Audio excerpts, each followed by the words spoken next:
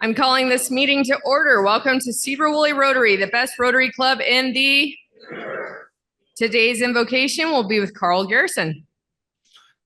Fellow Rotarians, guests, let us pray.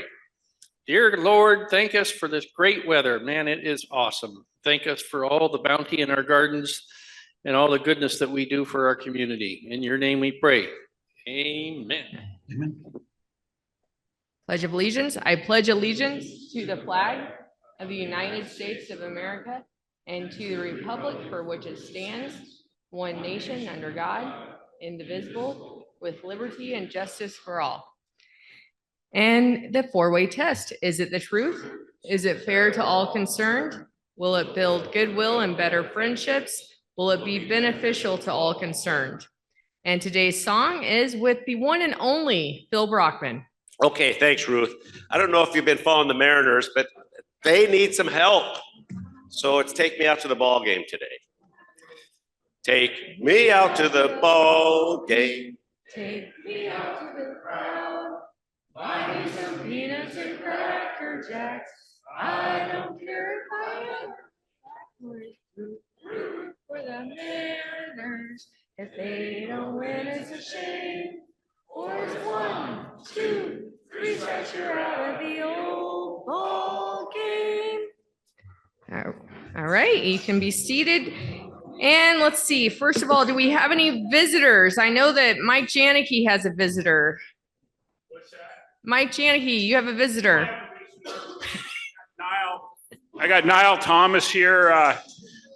He's going to help us with some Rotary projects this fall. So anyhow, hi, Niles.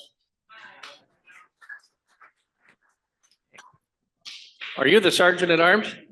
Oh, you have a guest. Rick and Chuck I have a guest. are the sergeant. So even though it's not our anniversary, I brought my wife, Gail. Gail. Thanks for taking the mic around. I appreciate it, Carl. I see Danny with her hand raised in the back. Okay, I have a hand raised here. Oh, yep. Thank you very much. I have Josh Allen. He's my friend and also Dawn's grandson. And we went to China together in 8th grade. Welcome. We have some guests back here. I have my sons, Hayes and Nash with me today. Michael, but it's anniversary.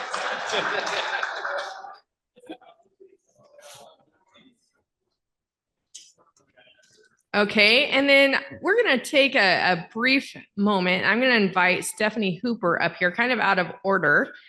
She is our Assistant District Governor for Area I and District 5050, and she's here to do a presentation today.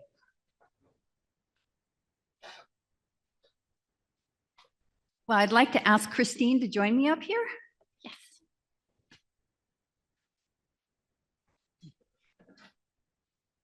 Well, first of all, I want to say congratulations to the Sedro Woolley Rotary Club for earning a Rotary citation for the year 2023 and 2024. Now, this citation speaks very highly of the commitment to leadership on behalf of President Christine and the involvement of all the club members to reach your goals. And reaching Rotary goals isn't just checking things off the list. It's a pretty good indication of a club that is doing things very well. And so I would like to present this Rotary citation to Christine for her year as president and for her commitment to leadership and making it possible and leading the club to this. And in our district, only about 50% of the clubs earn this. And I present this to you, and I apologize a little bit because it's not quite as exciting as the woman warrior portrait you received at Ruth's installation, but it does reflect your commitment to leadership and a job well done.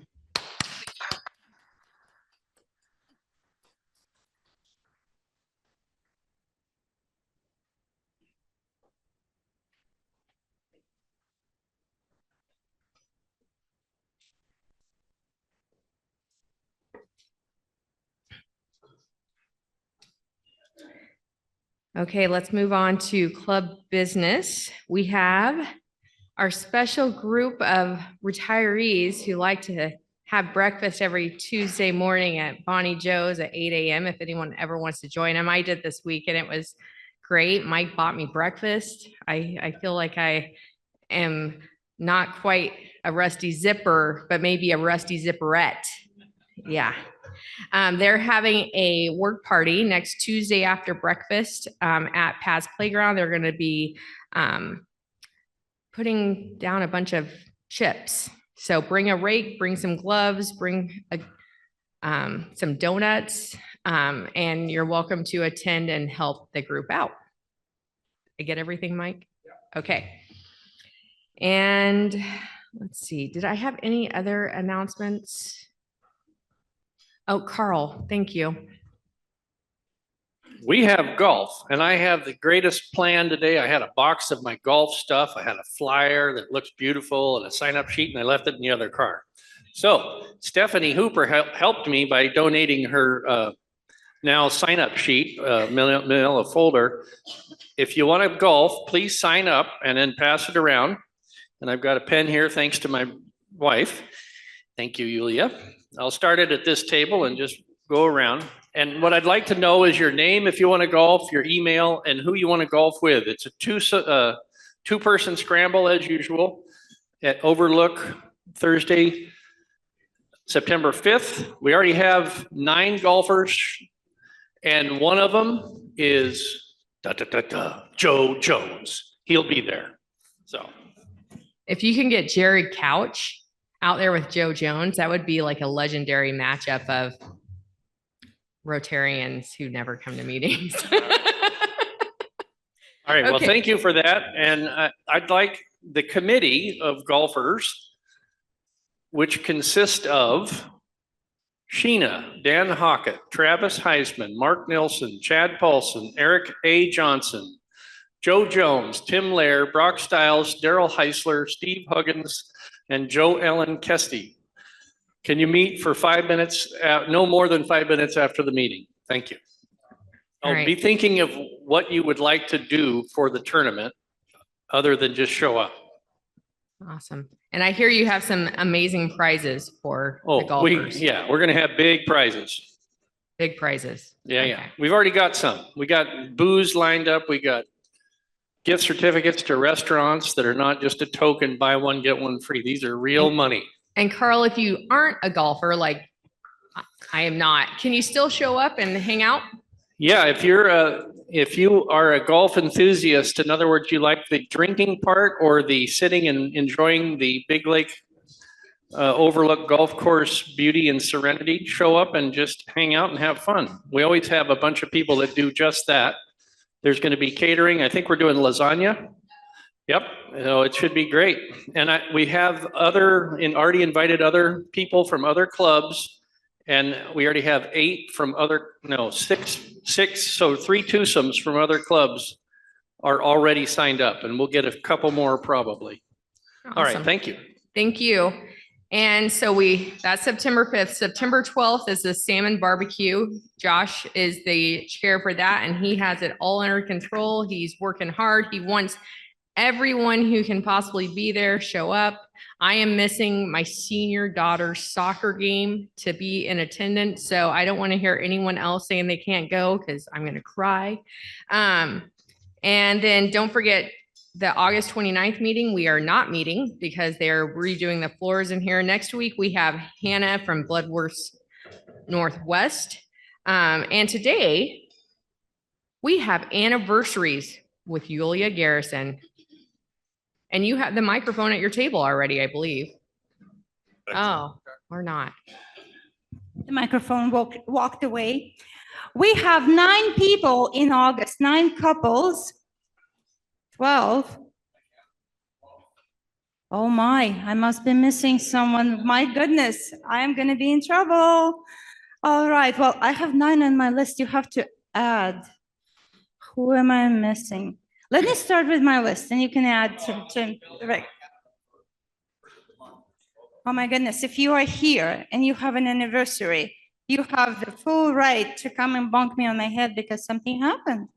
All right, we've got the list that I have is I have Kyle and Sarah Rutherford, I have Jeff and Kim McCann. I have Rick and Sherry Tesrick, Mike and Diane Crawford, Rich Wired and Betta Spinelli, I think, I'm going by memory. And so those are the people who sent their regrets. They're gallivanting somewhere celebrating their anniversary month.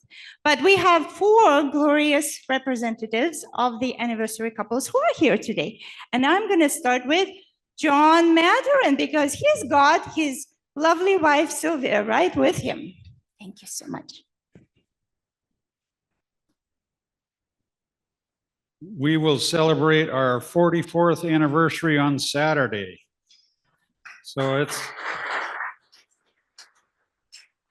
we've got, Sylvia and I have 1 daughter and 1 grandson. Grandson will turn 3 first part of September. So it's pretty exciting.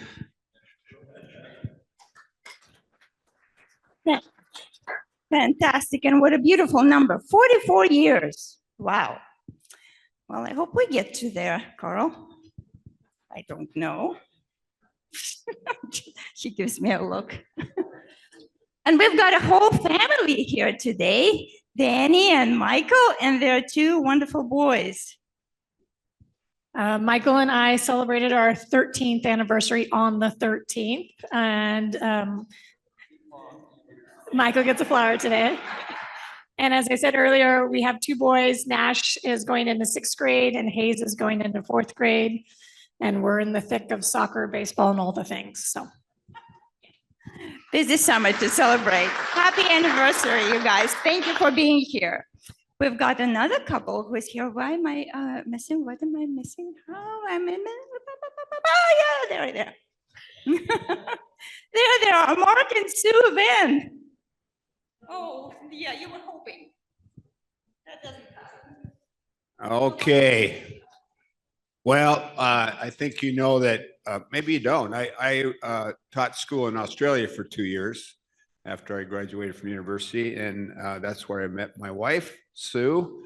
And we met on a blind date. And I've always made the joke, and it's not a funny joke anymore, but she was blind and I was her date. But I'll keep telling it probably. So we've been married on August 1st, 48 years. So that's pretty good for us to stay together that long.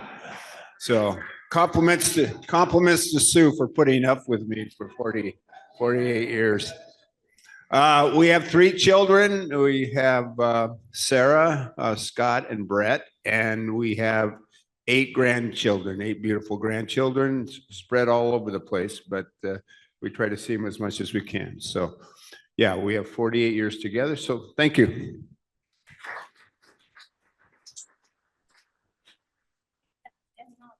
So yeah, you're the one I missed. You are the one I missed. Go, I owe you a rose. Phil and Tamara Brockman. Thank you. Tamara couldn't make it today, but on Tuesday, it'll be 41 years for us. Older daughter, 2 daughters, older one's getting married in October, younger one's teaching down in the White River School District, teaches special ed. We have 2 grandkids, and that's where we're headed right after we're done here. Thank you so much. Rick, can you say?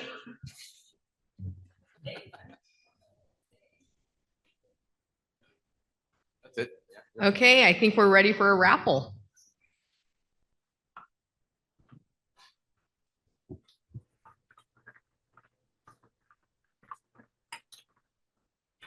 We've got a raffle. Number 73.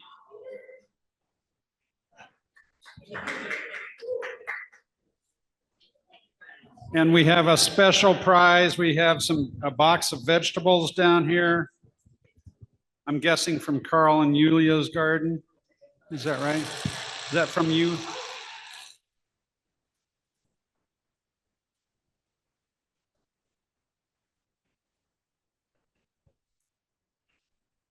Beer.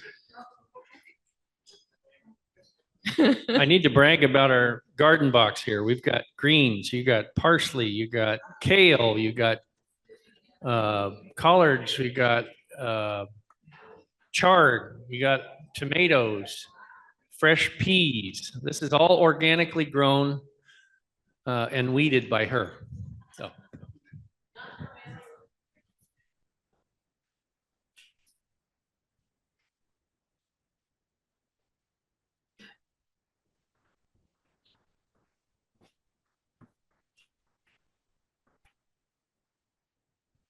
Next, number 33, Sylvia.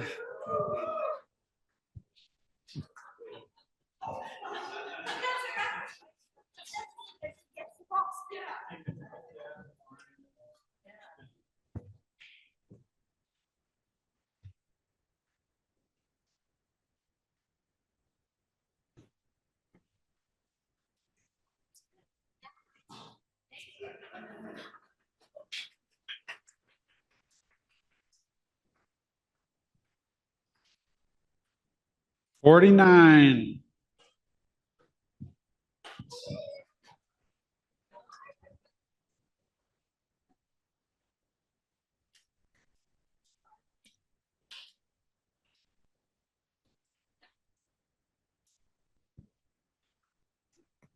Victor Wine.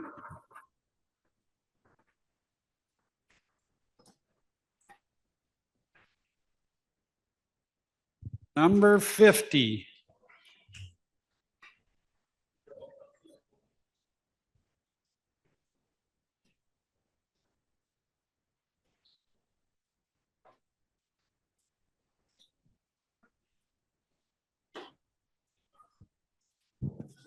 And another wine, and that's it. All right, now we have Sergeants of at Arms with Chuck and Rick this month. I can't wait to hear what they have in store. Chuck, okay. We'll start with somebody left a set of keys. Does anybody own these keys? That'll be a couple bucks. Good. Oh. Thank you. All right. Anyway, if you haven't signed in, that's $1. If you don't have your badge on, that's $1. That's just typical we do every week. But we have another person I have to find. I feel guilty because he's my fishing partner, but he was in the paper this week, Mr. McMoran. So you can donate whatever you want. So the rest of the questions are going to relate to Rotary history in our community. And we have a very unique club in the fact that we have 5 three-generation family members. And they are the Rothenbuehlers, the Lemleys, the Huggins, McCanns, and Janikes.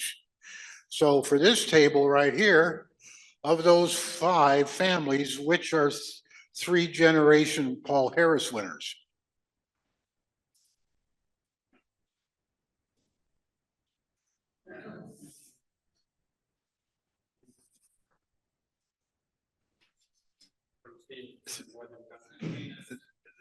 That's one of them.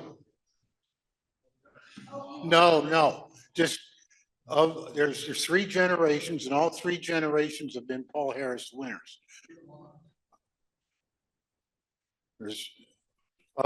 Okay, let's go back to the original 5. Rothenbuehlers, Lemley, Huggins, McCann, and Janikes. You got one right with McCann.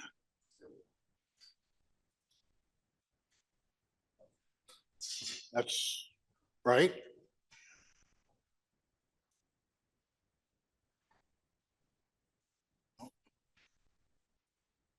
That's it, you guys. Anyway, the 3 of them are Rothenbuehlers, Huggins, and McCanns. And as a side note, Sherry Queen, sister of Steve, is a recipient. Gladys McCann and Ann and Lisa Janicke are also Paul Harris Awards. So anyway, that's $1. Okay, of these 5 families, first generation of the Huggins, what was his first name? And you're exempt.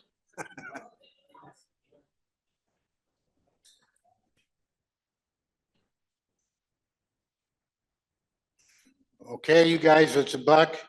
It's Ray, and he was president in 1960 to 61.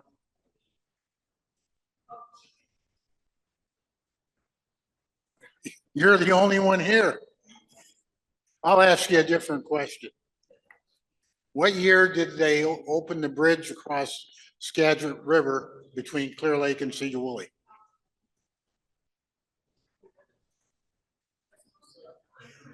Well, you can help though. Guess a year. No, 1960.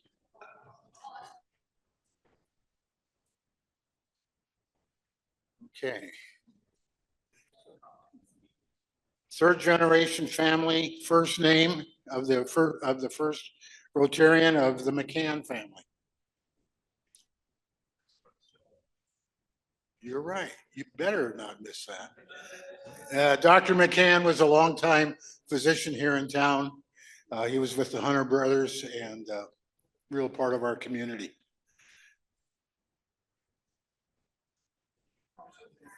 Okay. How about the Lemley family? What was the first generation's first name? You can't help.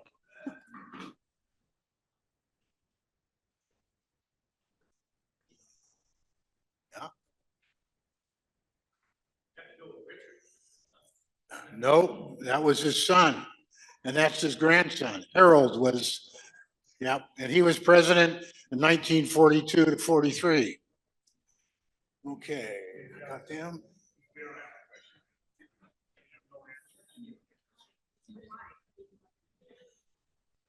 Okay, the Rothenbuehlers. What was his first name? The first generation. Nope. Yeah, you should know this. You got to pay $5 just because. Anyway, you guys blew it. It was Howard. He was president from 1970, 71, and he started Rothenbuehler Engineering in 1946. Okay, got everybody? Oh. Okay, you guys up there.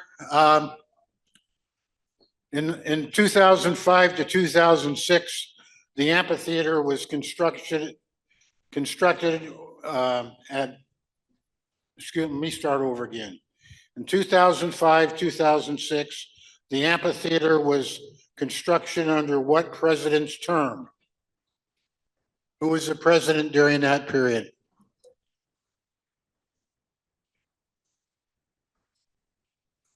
No responses. Can I answer? That was my first year in the club. What? Go ahead, Ruth. John Hunter. Good for you. Okay, happy bucks, anybody? Go ahead. I have happy bucks. I just want to thank everyone from the Sedro Woolley Museum for your guys' generous donation to us, and we'll be able to continue to do great things. So thank you very much.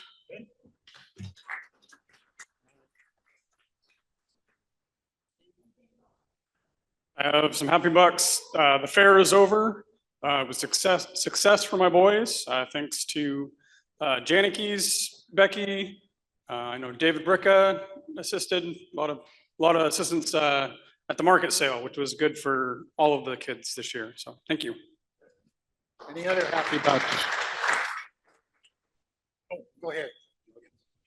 I want to do a happy 20 because in cooperation with both the legislatures and the county and also the city mayors, I'll pull out that 20 here in a minute. We were able to get phase 2 started.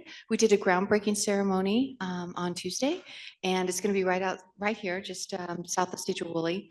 And what's going to be amazing about it is that it's going to be a 48-bed facility, and it'll be for those who have mental health issues and for those who need stabilization because of addiction. And as you all know, when our officers pick up people who are in great need, the prison, the jail is not the place to take them. The hospital doesn't keep them. They need somebody who's going to look after them and keep them safe and give them the treatment they need. So very grateful that this has happened. But I want you to know that the 1590 funds that were used for that our city council actually approved for that, that came from tax dollars, from you, tax dollars that are sent back from the state to us. So thank you for making this happen.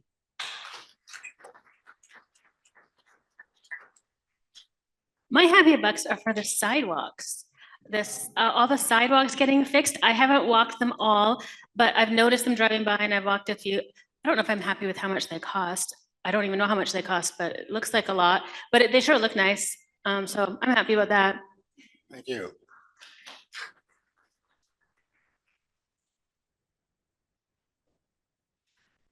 Sylvia Matarin, President of Clear Lake Historical Association, and I want to thank the club for your donation to us. And I want to thank members Mark and Christine.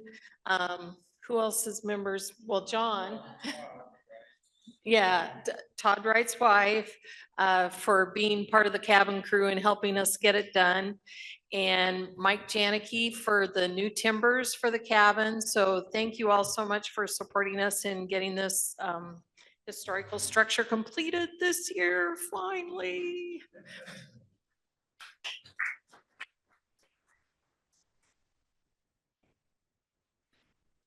Okay, I Venmoed my happy bucks, and actually I promised Anna yesterday that I would give these happy bucks because she told us that she won a silver medal at a pickleball tournament on Bainbridge Island. And she said that her husband Todd didn't even get up to say happy bucks for her at the last Rotary meeting. So come on, Todd. But congratulations to Anna for winning that silver medal.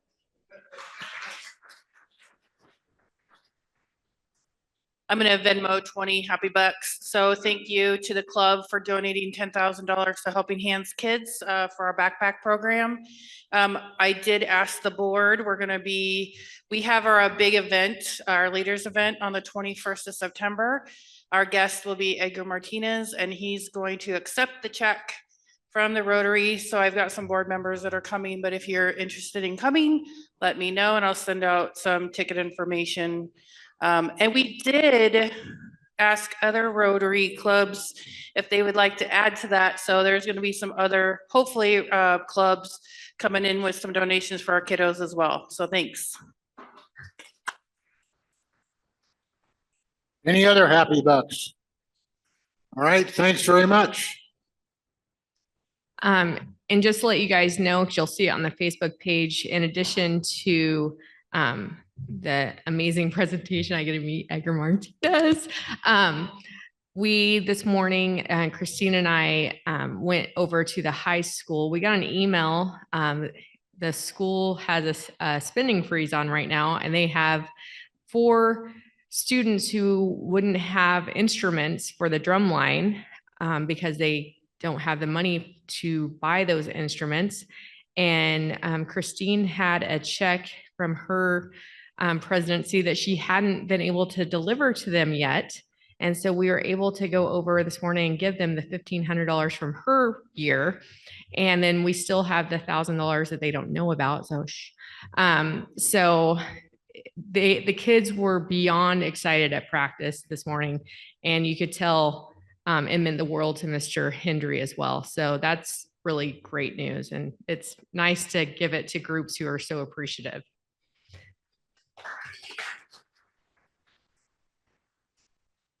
Okay, so now it's time for early leavers if we have any, and I hope you've talked to Dawn if you did, and I'm going to have Josh come up and introduce our speaker.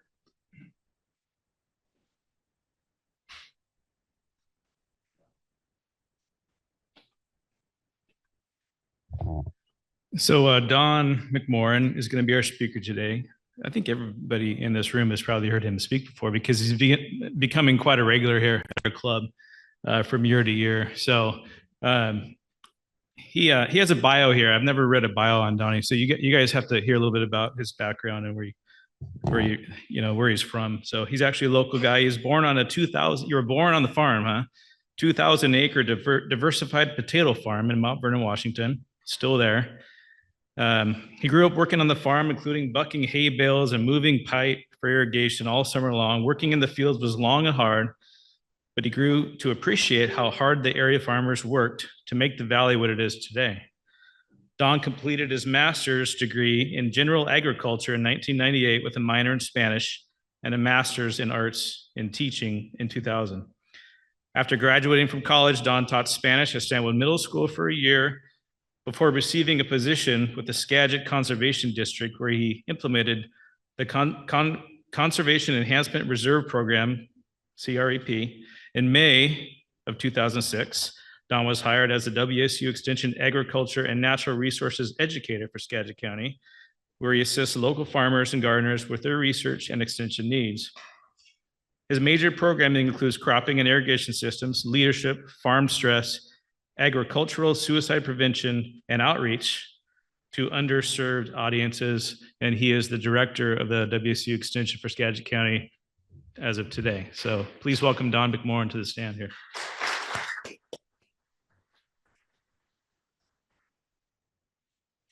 Fabulous. It's so great to see so many familiar faces. When I was eating lunch, Mike Janicki said, aren't we so fortunate that we have wonderful extension here in Skagit County? And then the question got raised as to, is there extension in every county? And yes, there is, but some of those are small counties that don't have the resources like Skagit does. So sometimes it's just a single agent for the whole county. But moving forward, make sure this guy's on. I'm not clicking. Go to the next slide. Thinking about, how the whole system got started.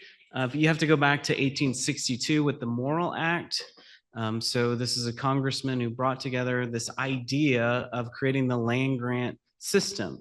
So I know we have lots of Huskies in the room, including Josh, and I don't hold that against him. It's a fabulous institution, but the University of Washington doesn't have an extension system like WSU does, because WSU is the land grant, and this was created back in 1862. And when President Abraham Lincoln signed that bill, he said that he was creating a system for his people, right? His people. And you can interpret that a lot of different ways. I'll give you my interpretation of it, because Abraham Lincoln grew up in the country. He was a wrestler. I was a wrestler. He was both blue collar. I was pretty blue collar. So I think that he was saying that, he was trying to represent the average person and bring to light knowledge and to be able to spread it throughout the world. And Extension certainly has done that. And we are that shining light in the world, because other countries don't have our system that's set up for us. So moving forward, Smith Lever, two separate congressmen in 1914, realized that yes, we had the land grant mission. It's fabulous, but information wasn't making its way from the university to the people. And so Smith Lever put together this bill, and it was signed, and that created Extension. And it wasn't until 1918 that Skagit County got their first extension agent. That person was only around for a year because of World War I. And then they officially opened the office, and we've been open ever since 1922. So 102 years of operation, and a lot of knowledge passed down through that land grant system to the people of Skagit County. So today we're a staff of 25. We are currently the largest county extension office in the state of Washington. We have programming in agriculture and natural resources, small farms, Latino outreach, entomology, livestock, master gardeners, forest steward education, knock on wood, is hopefully coming back next year. Also family consumer sciences, food access, food sense, ideas for living, and of course, the best one of all, which is 4-H education. Every time I present here, I like to know how many 4-Hers we have in the room. Raise your hand. Got a couple of you. I'm curious if any of you have ever done jail time. Not yet. Perfect. So, it's a fabulous program, teaching kids wonderful skills and leadership, building them up. And Skagit County gives us a little bit of funding for that program, and it goes a long way. And I think if we could get every kid in all of Skagit County signed up for 4-H, we'd have a lot less problems in our jail system. So that's my vote to help save the world. Next slide. So our mission statement, I'm gonna go ahead and go to the next slide because Josh gave me a time limit.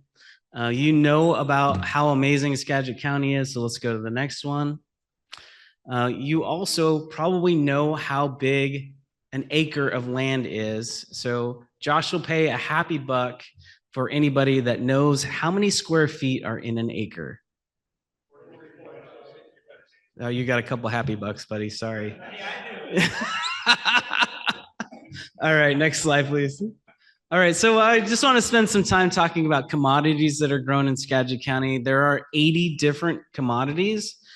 And so when I travel across the United States and I talk about agriculture in Skagit County, I always run into this extension agent. For some reason, they always have a southern drawl, and they always ask me, how many crops y'all grow in your county? And then I get to respond, oh, we're around 80. And they're like, you can see that eyeballs kind of flipping back in their head because where they're from, there's really only 3 major crops of significance: corn, soybeans, and sometimes sorghum. So we in Skagit County are very fortunate. The saying I like to say is you can plant a broom in Skagit County and it will grow. We can grow a multitude of crops, largely because of our climate. So just going to go through the biggest 15 crops in Skagit County, starting with cucumbers at 400 acres, around $450,000 of production. We have one remaining food processor for pickles. It's Gilo Pickles, and they're out of Michigan. They are right behind my office at the Port of Skagit County. They are a wonderful company, but the downside to this place is you can't buy their product. Right? They have no retail operations. Everything goes wholesale right to restaurants, food service, and it's a really good product, but it's not available to you as consumers unless you buy, and this is what happened to me. I'm like, hey, I want to buy some pickles. They're like, sure, we'd love to sell you some. I said, okay, what quantity do I have to get?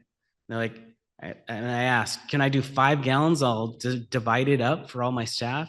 And the response was, no, you have to buy a pallet load. So I didn't go forward with it, but perhaps all of Rotary could come together and support local agriculture and buy a pallet load of pickles. Next one is raspberries.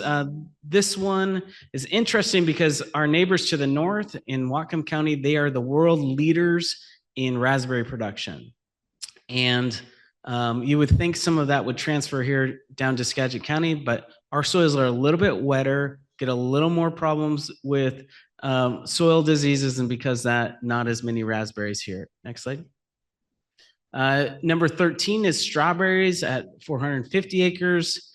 You know, wasn't that long ago where I was told everybody had a patch of strawberries and we had kids out picking them.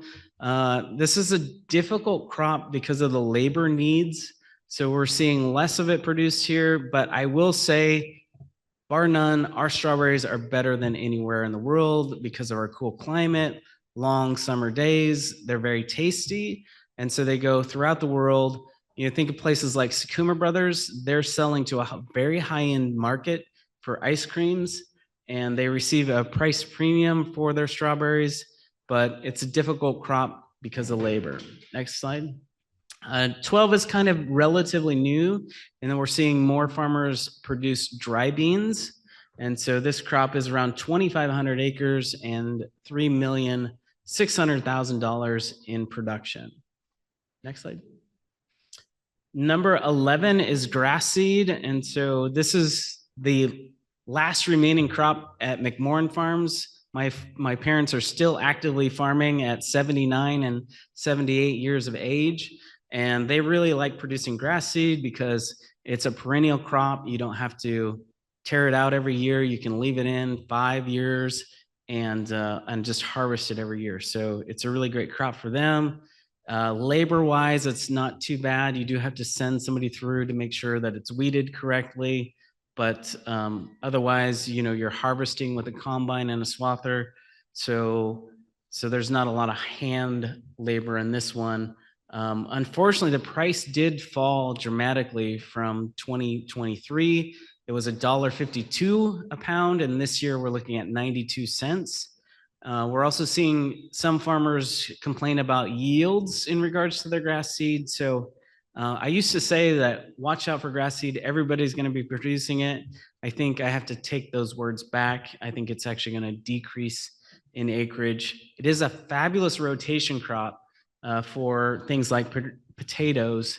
So it has some value there, but if farmers aren't making a lot of money doing it and the yields aren't very good, it's probably going to decrease over time. So stay tuned with that one. Next slide. Number 10 is our vegetable seed crops. So this is a crop that is very specific to Skagit County, and why we are producing is because there's only so many places in the world it can be done.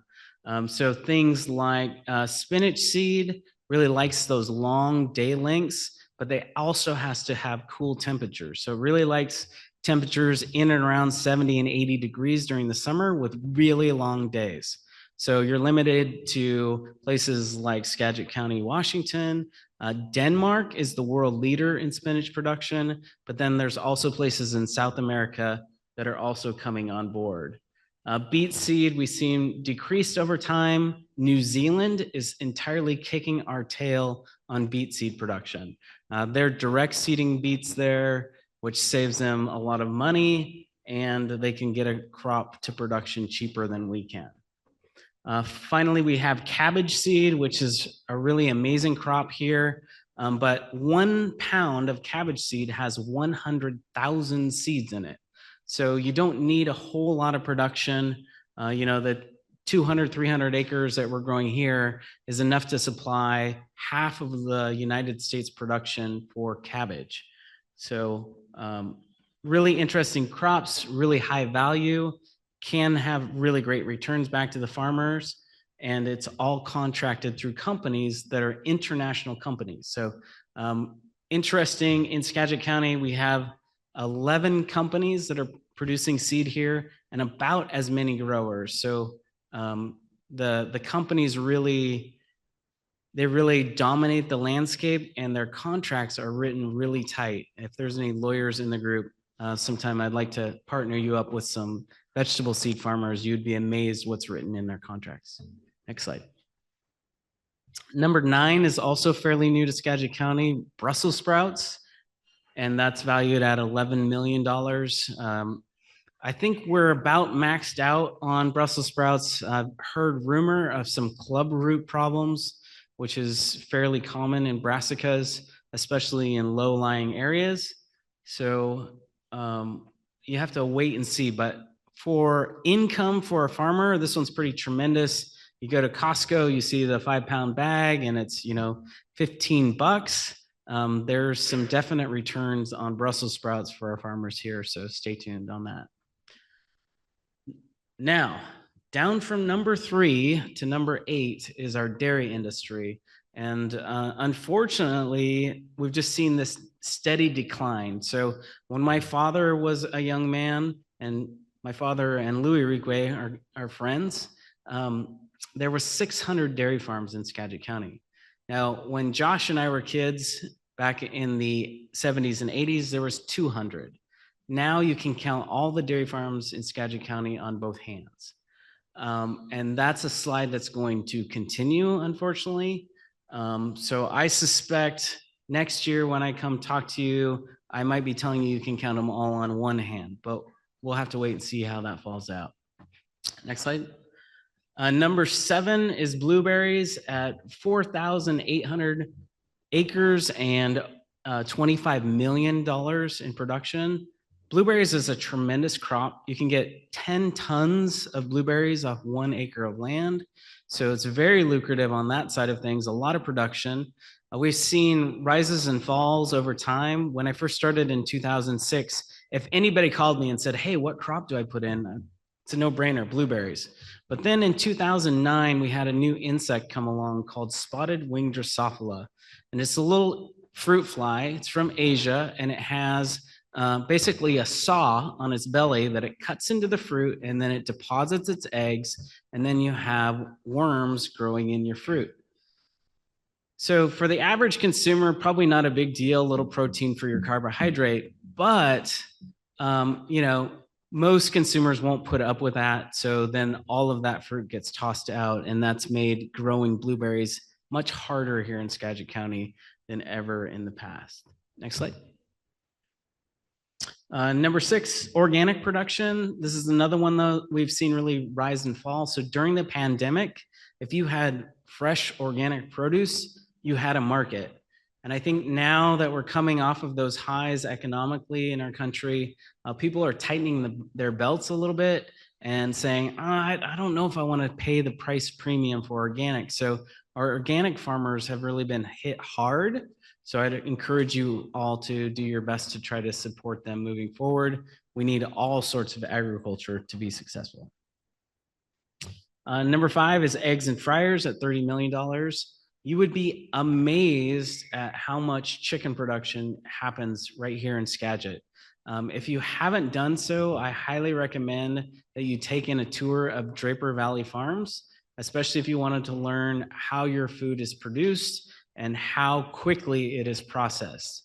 I was able to go on a tour a few years ago, and they were killing one chicken in less than a second. They put them on a conveyor system, and they wouldn't actually let you show you the actual kill process, but you can just see, a line of chickens on this conveyor, and it's all being plucked and packaged and sent out the door very quickly. So it's a very efficient system. Go check it out. Next slide. Number 4 is miscellaneous crops, and I'm always amazed at how much marijuana production is made here in Skagit at $13 million, and that is agriculture. Now, I can't work with those folks because I receive federal funding, but it's a part of the agricultural infrastructure, and we need to be aware of it. We need to watch it. Number 3 is field crops. So this includes things like alfalfa, barley, corn and grass silage, grass, oats, hay, small grains, and wheat. And we're very fortunate in Skagit County that we have Dr. Stephen Jones, who runs the WSU Bread Lab, and now his predecessor, which is Kevin Murphy. So we got some really great scientists. I'd love to take what they're doing in grains and also bring that to forestry. I think we could utilize some endowed chairs to help us do that work. Next slide. Number 2 is nursery and greenhouse. So you think about sod production, think about our tulip production that's happening in Skagit County. A lot of dollars flow into and out of Skagit because of these industry. And last but not least is potatoes. Potatoes has kind of been holding up the whole system now for about 30 years. And we've seen production really get maxed out. So we're at 12,000 acres. In potato production, you want to have a 4-year rotation. So you plant the first year and you don't come back to that same field until 3 years later. We're at a point now where all of the land in Skagit County, or almost all of it, has been in potatoes, and it's working through that rotational cycle. We're also seeing some diseases and pests pick up over time. So this last year, I saw issues with early blight. I saw issues with verticillium. So I'm curious if this one will also be reduced over time because of disease and pests. But as I mentioned, to date, it's really been holding things up because we produce niche varieties, the reds, the whites, the yellows, fingerlings, purples. That can't be done everywhere else in the United States like we do it here. So that's kind of ag and the commodity crops. So total value in ag is right at $350 million. And as we think about the future and what it's going to bring, definitely technology is becoming more and more a part of agriculture. So the photo on the top left is an electric vehicle that my office just purchased. It's in the parking lot if anybody wants to check it out after my talk. But we're going to see more of this technology being brought to our farms. Things like using drones to spray crops. That's actively happening now. Won't be long, we'll have autonomous vehicles that will till our fields with no tractor operator on them at all. Right now, our farmers have tractors that drive straight plus or minus 1 inch, and they turn it around on the end of the field and hit a button and it resets for the next row. Won't be long, there won't be anybody on it. And then also bottom right, that's a electronic laser weeder. We're seeing some of those things come into practice as well as consumers get more concerned about pesticide use within agriculture. Next slide. So I think, there's some trends that I'm seeing and I've seen for the last 20 years within my position. I think our farms, the big farms, are going to continue to get bigger. That's a trend we're going to see continue. We're going to continue to lose the middle-sized farms. So those are the 100 to 1,000 acres in size. That's my parents' farm. We're going to see potentially an increase in organic farms. So maybe not as consumers tighten their belts a little bit. We're definitely going to see more regulations. It's going to continue to be difficult to secure labor, increased use of technology, more conversions of farmland to alternative uses. I'll try not to get into the ag tourism debate today, Mike. And then, of course, the bright light is that, despite all of these things, we're still going to have ag here. We're still a magnet for companies that want to move to rural locations that have really fabulous agriculture, as well as fabulous support agencies that help them do their good work. So next slide. That closes me out. Exactly. Look at that. You're welcome. Questions? Yes. Yes, artichokes will grow, but you do have to bring them inside into a greenhouse during the winter. They don't like cold weather. But yeah, you can grow artichokes here if you want to. Yeah. What happened to the pea fields? So peas went away in 2010. Twin City Foods was the last processor down in Stanwood to close their doors. When they closed, they moved all of their operations over to Moses Lake, and it's all economics. So they did the math, and the math was they could save 1 penny per pound for their peas to produce them in Moses Lake than in Stanwood. And so they went away. It's a fabulous crop. I have farmers every year say, hey, John, only thing we want to do is bring peas back. And I'd love to see that happen. But I also ask that same farmer, hey, when was the last time you ate peas? And they're usually like, oh yeah, you're right. Back. Louis. Hi, Don. I have one comment and then I have one question. And the comment is you mentioned that your dad, Don, and I were friends. Yeah. We actually wound up on a squad at Skagit Valley College wrestling together. Yeah. And he was an extremely good wrestler. I had been out of high school for 2 years and wasn't in the best of shape. But you can tell your dad, I thank him for getting me in shape, because it was a few months later I wound up in basic training at Fort Lewis. So he did a number on me. We were about the same size. Anyway, my question is about little, really small farms. They call them, I think they're like hobby farm. Mm-hmm. Are there any of them that are actually marketing their product that you know of? Yeah, there's some great little farms out there marketing product. In fact, the one that comes to mind is there's a dahlia producer in West Mount Vernon that is internationally known. Yeah, and so it's fun seeing these little farms that are doing really big things in the landscape.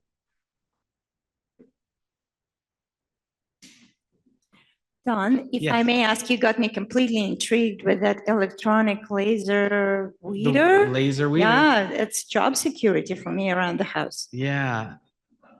I got a question. You can have before one Todd too for here. $3 million. So Don, if I wanted to grow hops, right? Yes. You know that I like beer. Yes, Hops is more predominantly grown in Eastern Washington, right? correct. But How would they Skagit do County here? used to be the capital for hop production, but it unfortunately went away because of our climate. We have more moisture, which creates more disease, fungal diseases, and so they moved the crop to Yakima. But you can produce fabulous hops right here in Skagit.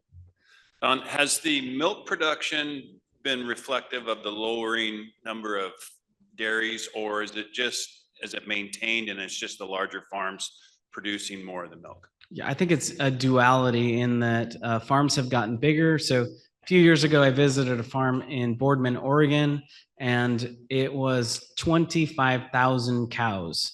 There was 3 barns. They were 300 feet on the end, and they went for a half a mile. So economies of scale definitely occur. And if they're saving a few cents on the dollar to produce that milk, it's going to leave Skagit County.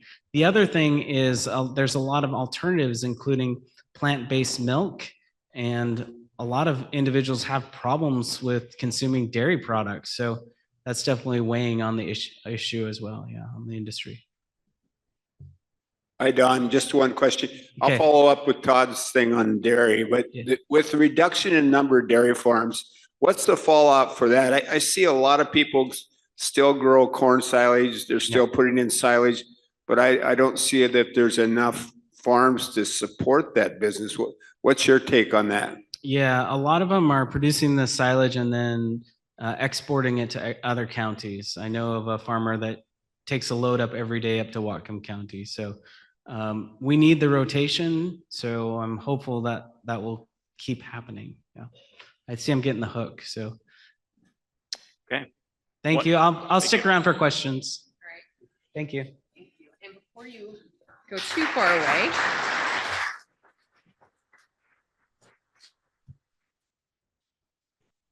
I know that you already have a number of pins. So we're switching it up a little bit. And we're going to give you a coin with a 4-way test on the back of it. It fits in your pocket a little bit better. And I know you have all been waiting for Doug Wood's joke. So come on up, Doug.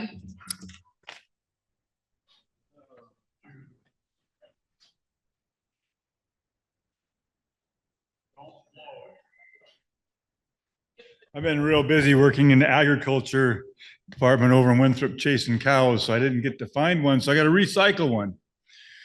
But if you've heard it, just don't stop me because I really kind of want to hear it myself. So there's these 2 guys, they went on a night, Saturday night, and I get up in the morning and the one says, I got to go to church today. I've been a long time and I need to go to church. Other guy said, okay. And he took off, and when he comes back, this guy who went to church has 2 black eyes, not shut. Says, what the heck happened to you? He says, well, it was hot in church, and I went there, and this big old guy in front of me, he had some of them polyester pants on, and ministers had us get up and sing a hymn. And so he got up, and the dang pants got stuck up between the crack of his butt. So I reaches up and I pull them out for him, and bam, he turned around, hit me. So, this went on for a while. He didn't do anything, but when the next time they had another song, the old guy stood up and he said, well, I figured he must have liked them there, so I sticks them back in for him.